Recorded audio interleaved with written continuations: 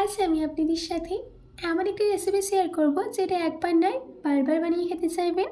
এটা বানানো অনেক ইজি, শুধু দেখে নয় বানিয়ে তো দেখুন, দারুণ টেস্টি হয় খেতে। তো চলুন বেশি দেরি না করে শুরু করছি আমার আজকে এই সহজ রেসিপি। নমস্কার, আমি পিনু, কুক উইথ পিনুতে আপনাদের সবাইকে স্বাগত। এই রেসিপিটা বানানোর জন্য সবার প্রথমে আমি এখানে নিয়েছি 1 কাপ সুজি, তার সাথে অ্যাড করে দিচ্ছি 3 চামচ কর্নফ্লাওয়ার। আপনারা এখানে কর্নফ্লাওয়ারের বদলে ময়দা দিতে পারেন। এবার এর মধ্যে অ্যাড করে দিচ্ছি 1 চা চামচ বেকিং পাউডার, 1/2 চা চামচ বেকিং সোডা। এবার এই সব ড্রাই ইনগ্রিডিয়েন্টসগুলোকে ভালো করে মিশিয়ে নিতে হবে। দেখুন আমি এই সব কিছুকে ভালো করে মিশিয়ে নিয়েছি।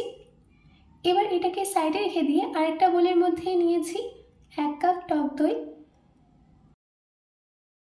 তার সাথে অ্যাড করে দিতে হবে 1/4 কাপ তেল। মিষ্টির জন্য দিচ্ছি 3 চামচ চিনি। আপনারা চাইলে এখানে চিনি বেশি বা কম নিতে পারেন। এবার এই সব কিছুকে ভালো করে মিশিয়ে নিতে হবে যাতে চিনিটা সম্পূর্ণ গলে যায়। দেখুন আমি সব কিছুকে ভালো করে মিশিয়ে নিয়েছি আর চিনিটাও একদম গলে গেছে। এবার এর মধ্যে অ্যাড করে দিচ্ছি সুজির মিক্সচার, যেটা আমরা রেডি করে রেখেছিলাম। তার সাথে অ্যাড করে দিচ্ছি 1/4 চা চামচ নুন। এবার এই সব কিছুকে ভালো করে মিশিয়ে নিতে হবে। এই ব্যাটারের কনসিস্টেন্সিটা অ্যাডজাস্ট করার জন্য দিয়ে দিচ্ছি 1 কাপ দুধ। দুধটা কিন্তু অল্প অল্প দেবেন, একসঙ্গে কিন্তু দেবেন না। অল্প অল্প দুধ দিয়ে এটাকে মিক্স করতে হবে। আমি এই রেসিপিটার টেস্ট বানানোর জন্য দুধ ইউজ করেছি, আপনারা চাইলে নর্মাল জল দিয়েও এটা মিক্স করে নিতে পারেন। দেখুন আমার এখানে ব্যাটারটা কিন্তু একদম রেডি হয়ে গেছে। দেখুন আমাদের এখানে ব্যাটারের কনসিস্টেন্সিটা একটু পাতলা আছে। এবার আমি এটাকে 5 মিনিট রেস্টে রেখে দিচ্ছি যাতে সুজিটা ফুলে যায়। ততক্ষণ আমি একটা পাত্রের মধ্যে দিয়ে দিচ্ছি 1 কাপ চিনি। এবার চিনিটাকে ক্যারামেলাইজ হতে দেব।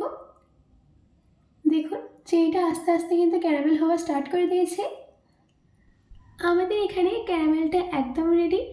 আর ক্যারামেলটাকে কিন্তু বেশিক্ষণ কুক করবেন না, নয়তো তেতো হয়ে যাবে। এবার গ্যাসের ফ্লেমটাকে লোতে রেখে আস্তে আস্তে 1 কাপ দুধ দিয়ে দিতে হবে। ক্যারামেলের মধ্যে দুধটা দেওয়ার সময় একটু সাবধান থাকবেন। এবার দুধটাকে চিনির ক্যারামেলের সাথে ভালো করে মিশিয়ে নিচ্ছি। আমাদের এখানে এই সব কিছু ভালো করে মিশিয়ে নেওয়া হয়ে গেছে।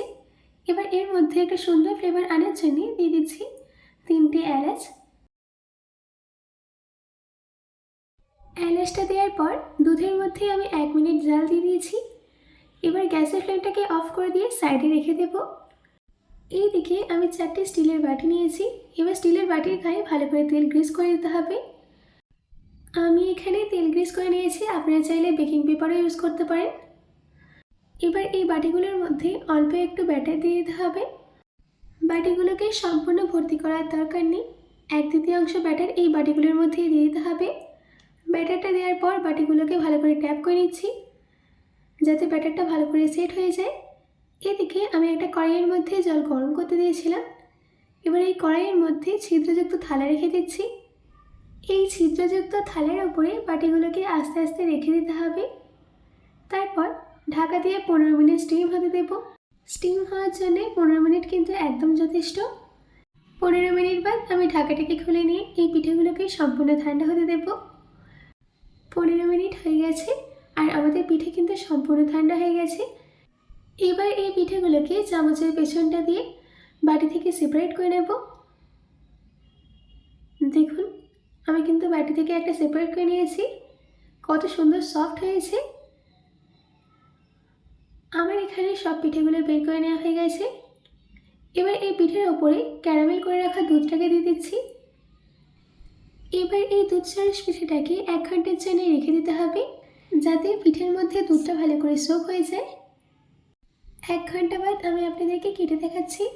দেখুন কত সুন্দর সফট হয়েছে আর খেতেও কিন্তু দারুণ টেস্টি হয়েছিল।